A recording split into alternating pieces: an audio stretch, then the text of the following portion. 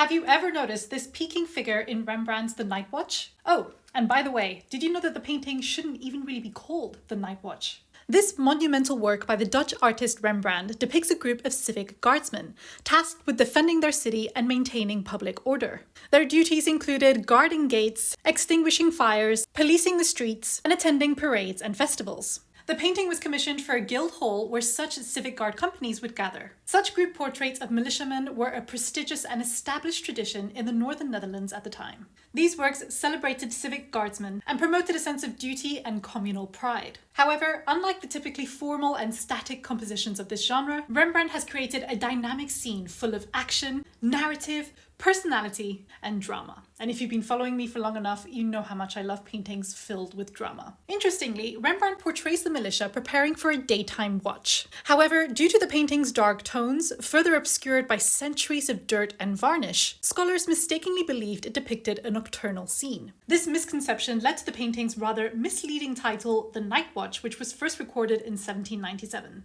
Anyway, what's important to note is that with this painting, Rembrandt was being both innovative and revolutionary. And as viewers, we cannot help but be swept up in his vivid storytelling. In this painting, every single figure is caught in motion or engaged in an action that reflects their role. And Rembrandt masterfully guides our attention across the canvas using accents of light and his signature chiaroscuro technique. At the center of the painting, we see the group's captain, dressed in formal black attire with a white lace collar and a bold red sash. He gestures towards his lieutenant, commanding him to lead the march. His foreshortened hand extends into our space, giving the illusion that these figures stand right before us. The lieutenant, dressed in elegant yellow, turns to acknowledge his captain's orders. Behind them, the guards spring into action, raising a banner, brandishing pikes, barking orders, and playing drums. One notable detail is the sequence of 3 musketeers who, in their totality, demonstrate the use of their militia's official weapon.